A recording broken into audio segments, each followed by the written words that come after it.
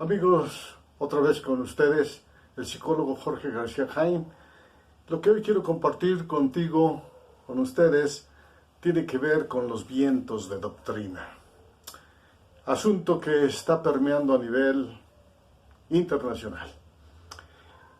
Si esto que voy a compartir contigo te interesa, crees que le pueda interesar a alguien más, compárteselo. Y también no olvides activar la campanita para que te lleguen cada semana mis videos.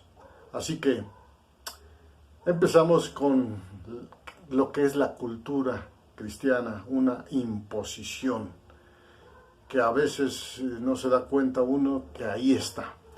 Algunos conocimientos que solemos tener son tomados directamente de los escritos bíblicos o pasan por filtros humanos. Suele pensarse que el creyente se instruye directamente de la Biblia, y así debiera ser, ya que el maestro mismo señaló: escudriñen las escrituras porque a ustedes les parece que en ellas está la vida eterna y dan testimonio de mí. Sin embargo, las más de las veces los seguidores de Jesús reciben sus instrucciones a través principalmente de sus múltiples intérpretes, teólogos, escritores y maestros. Y muchos de estos modernos maestros se ostentan como los líderes inspirados para tal efecto. Y al ser así, estamos ante una imposición muy soterrada, una hegemonía, un autoritarismo. Y no voy a hablar de hegemonía y de las definiciones de esto, que nos llevaría mucho tiempo. Pero la frase conocidísima de "el conocimiento es poder", en la hegemonía se evidencia en todos los países. Quienes detentan el conocimiento detentan el poder, porque a través de este mueven voluntades, conciencias, valores, economías, pensamientos. Así entonces, donde quiera que por imposición consciente o inconsciente se implemente en una cultura o doctrina o enseñanzas, la hegemonía está presente. La hegemonía la vamos a estar observando en las enseñanzas carismáticas y judaizantes principalmente. Hablemos del primer punto, enseñanzas carismáticas. La mayoría de estas proviene de la generación de maestros, como lo dije, modernistas o carismáticos, que han incrustado sus opiniones y nuevas revelaciones que argumentan provenir directamente de Dios. La variedad de eventos o enseñanzas son de tal multiplicidad que no es fácil siquiera enlistarlas, aunque se les puede describir como estrafalarias, extrabíblicas, seductoras, generadoras de confusión para propios y extraños, aunque para los primeros, a fuerza de cotidianeidad, las van asimilando. Las enseñanzas judaizantes también tienen algo de esto, y no me voy a detener en ese asunto tampoco. Sin embargo, evidencian rasgos de secta, las unas y las otras.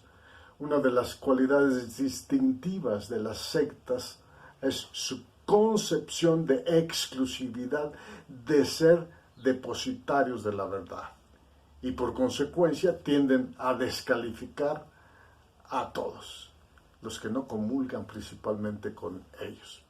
Pero aún esa realidad no les permite mirar sus errores, sino que les da más fuerza, celo e enjundia para desarrollar una postura mesianista.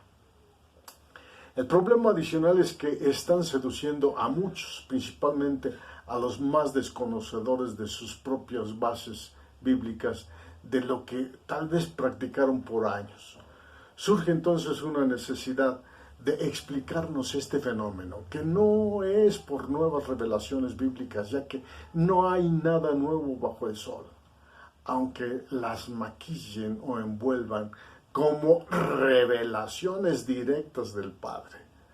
Son solo tergiversaciones de la Biblia, la cual no es de personal interpretación, como lo dice la misma.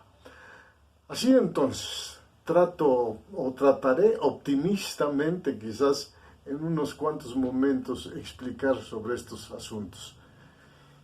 Y las razones mentales de estas novedades, a ver si lo logro. Solo será una mirada superficial. Bueno, existe una tendencia natural y propia de lo religioso, está en todo ser humano, que consiste en extremar tendencias para dar la sensación de agrado a Dios. Es decir, en la medida en que se autoexige el individuo o exige a otros comportamientos, actitudes, enseñanzas, etc., se cree que corresponde con las exigencias divinas.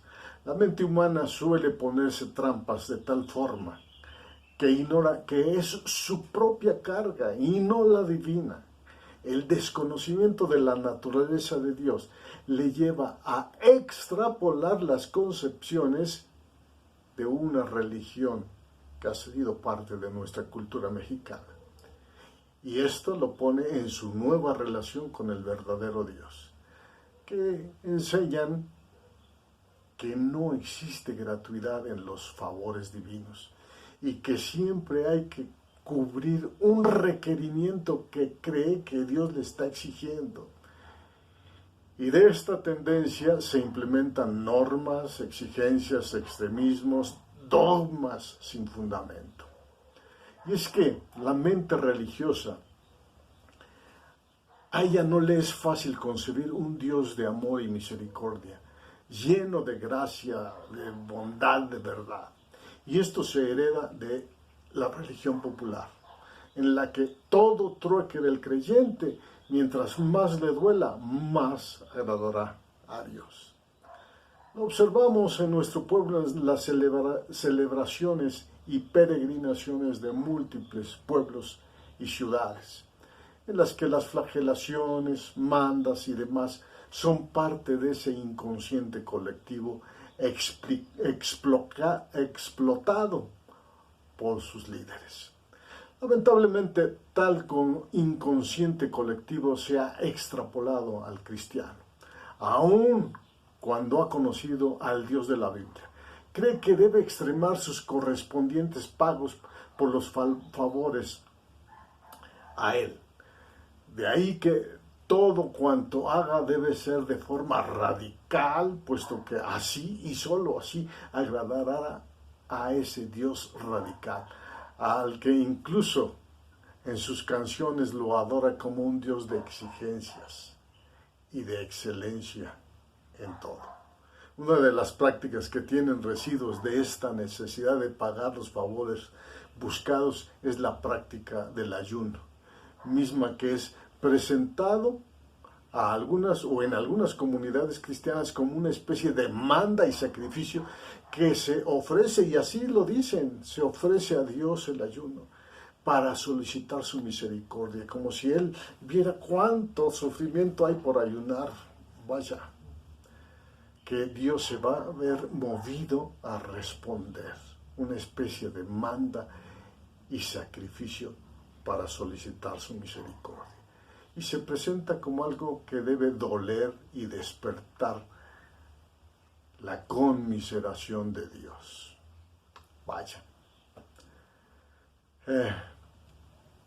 Vayamos ahora a lo que yo denomino la autoinmolación en el altar de la dogmática. Es decir, como la gente se sacrifica en el altar de un dogma, en relación al dogma, está implementando un sacrificio. La gente ha desarrollado la capacidad de análisis, eso es cierto, en nuestras filas, y al desear agradar a Dios y congraciarse a la vez con sus religionarios, en un momento dado se encuentra en una disyuntiva entre seguir su sentido común y sus observaciones o anularlas para poder agradar a la mayoría, ya que como ser gregario requiere la admiración de los otros y la inclusión en el grupo. No obstante, también son demasiado tentadoras las experiencias espirituales gratificantes que le ofrecen, que le venden, que describen como si fueran de Dios, aunque sean muy aberrantes a los ojos de los incrédulos e indoctos, como lo puede ser el vómito santo, eructos espirituales, borracheras del Espíritu Santo, giros intermitentes, caminar a cuatro patas, comer pasto cual ovejas, el ser impedido por una fuerza superior para pasar una línea de poder que tiene Kashlun, las caídas por la imposición de manos o empujón de Dios y decenas de etcéteras más, y las que seguirán apareciendo, mismas que cree el creyente común, que sólo si se niega a sus capacidades de análisis inteligente y de juicio que nos han sido dadas, podrá agradar a Dios, puesto que le han enseñado que ellas no son espirituales, sino carnales. Las prácticas carismáticas son de tal multiplicidad como lo observamos en algún otro video. Hoy están siendo ya la norma y la mayoría que no las acepta es censurada por arcaica y desfasada.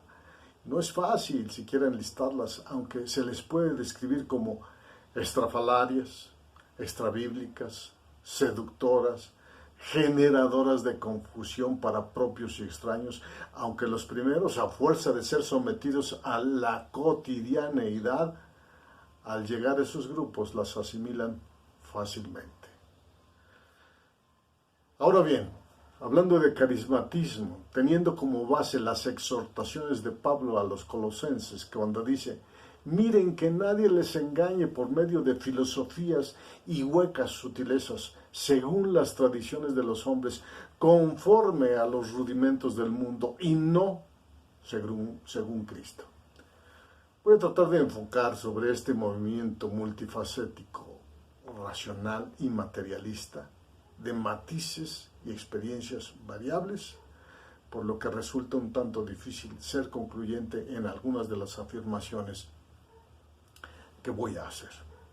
Estos vientos de doctrina y estratagemas de engañados y engañadores, podremos decir también que difícilmente se puede encontrar una comunidad en donde no haya entrado algo que tenga que ver con estas corrientes modernistas, ya porque el mismo líder las promueva o ya porque sus correligionarios o colaboradores las empiecen a enseñar, habiendo sido contagiados en sus relaciones con ovejas de otro redil, semejante a la oveja que al contactarse con alguna enferma de un redil ajeno, a través de la mucha cercanía, como el olfatearse, es contagiada con virus que le habrá de enfermar.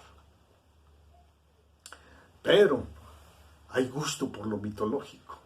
Y Pablo escribe a Timoteo: desecha las fábulas profanas y de viejas, significando que había cuentos o irrealidades que circulaban y que las mujeres entradas en años, con menos responsabilidades para estar en casa buscando dar rienda suelta a sus necesidades de chismear, las compartían. Él prosigue diciendo: y también aprenden a ser ociosas, andando de casa en casa, y no solamente ociosas, sino también chismosas y entrometidas, hablando lo que no debieran, refiriéndose a relatos y creencias basadas en lo fantasioso y provenientes del mundo y de las tradiciones que pasaban y pasan aún hoy de una generación a otra. Aunque hoy se observa que esto de lo seductor, novedoso, se ha extendido a los hombres.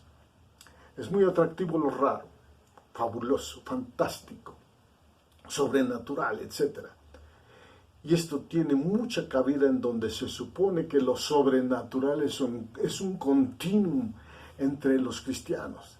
De ahí que sea muy fácil que alguien crea a lo que quiera o a lo que le oferten algunos merolicos del Evangelio.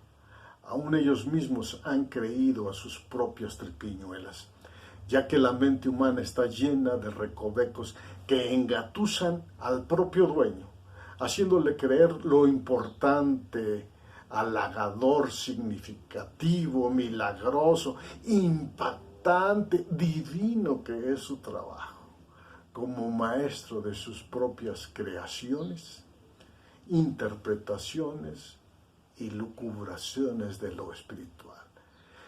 Llevan a cabo sus promociones de prodigios como lluvia de oro, exudar aceite por las manos, borracheras espirituales, bailes de pareja espirituales, designaciones divinas de la pareja y lo que se acumule continuamente cada semana. Estas y otras acciones generadoras de curiosidad y morbo, combinadas con ansiedad y hambre por el conocimiento de la palabra de Dios, se están observando. Y en todo ello está la mano de los maestros, repito, modernistas y posmodernistas, egresados de Toronto, Canadá, Pensacola, Florida y otras comunidades de Estados Unidos de América. Pasaron a Argentina y después han llegado a México. Que si bien es cierto que todos ellos son hijos de Dios, los que las han implementado, no están exentos de inclinación por las fábulas y elucubraciones. Al parecer son hijos e hijastros de la risa de Toronto.